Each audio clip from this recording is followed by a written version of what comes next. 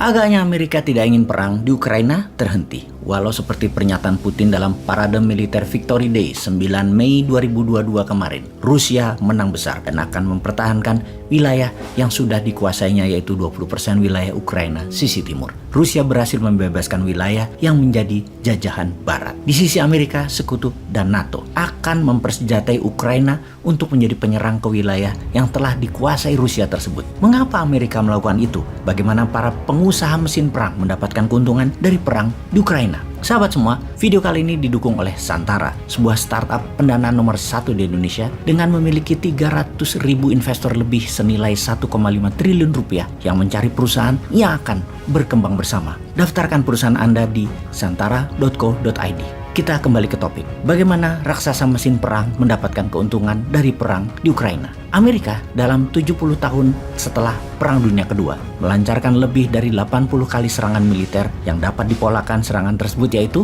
70% wilayahnya adalah wilayah negara penghasil fosil oil atau minyak bumi dan gas. Sisanya adalah wilayah yang diperkirakan akan diambil komunis dalam masalah ideologi, makanya diserang Amerika. Sisanya lagi adalah untuk mempengaruhi sebuah pemerintahan agar tunduk ke Amerika karena calon pemimpin atau pemimpin tersebut di sebuah negara memang anti Amerika. Karena itu harus dikendalikan dalam tanda petik. Itu dari kacamata geopolitik dan strategi luar negeri ala Amerika. Amerika itu negara swasta, di mana senjata perang adalah swasta yang memproduksi.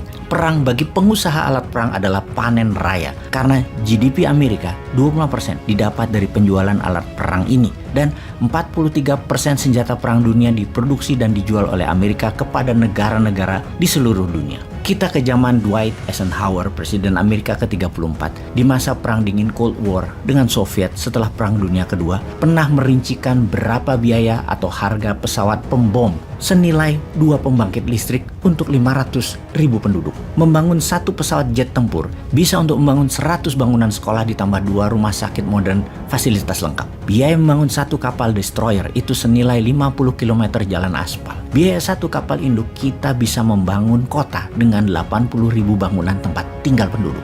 Di akhir masa jabatannya, Eisenhower di tahun 1961 mengingatkan bahayanya industrial military complex sebagai alat ekonomi karena mengharuskan selalu ada tumpahan darah. Sebagai catatan, era Presiden ke-34 ini, era setelah Perang Dunia Kedua, Amerika lagi masa jaya baby boomers dan tidak ada perang militer yang berarti, hanya perang intelijen. Namun perlombaan membuat senjata pihak NATO, Sekutu, dan Uni Soviet jor-joran, besar-besaran. Setelah dirinya diganti oleh Kennedy yang tidak mau perang kecuali serangan ke Teluk Babi ke Kuba, dan Amerika pun kalah, yang menurut cerita konspirasinya berikutnya, Kennedy dieksekusi oleh katanya orang CIA demi perang di Vietnam terselenggara.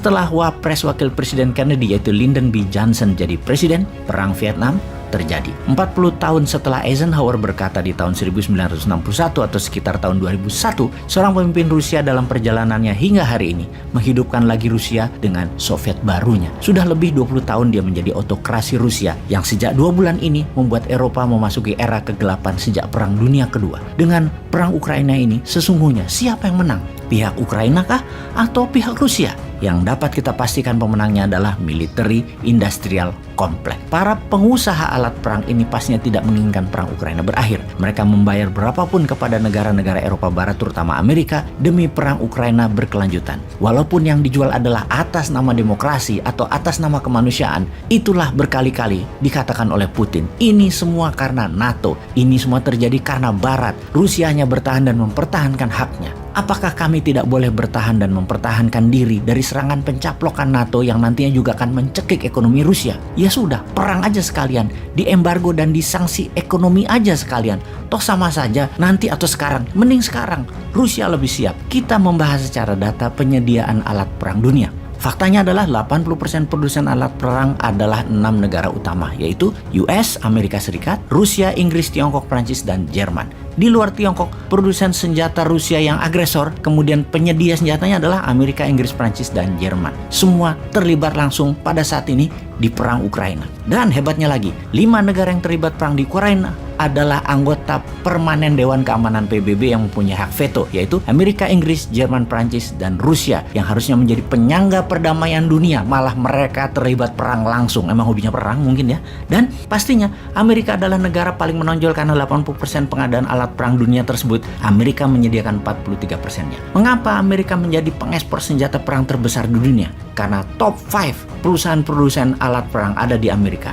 Lockheed Martin, Boeing, Northrop, Raytheon, dan terakhir General Dynamics. Senjata-senjata buatan Amerika saat ini semua ada di Ukraina. Senjata pembunuh lethal weapon tersebut yang termodern ada di sana seperti Switchblade drone, armor and tactical vehicle, howitzer, misil Javelin, anti-tank, dan lain sebagainya. Intinya saat ini para pengusaha alat perang meyakinkan pemerintah Amerika untuk menyiapkan amunisi dan alat perang tambahan kepada Ukraina dan sekutunya untuk perang di Ukraina. Jadi pertanyaannya, siapa yang menginginkan perang itu berakhir? Gak bakalan lah. Yang punya power memang cari alasan untuk perang berkelanjutan panjang. Kalau Indonesia, apa sarannya?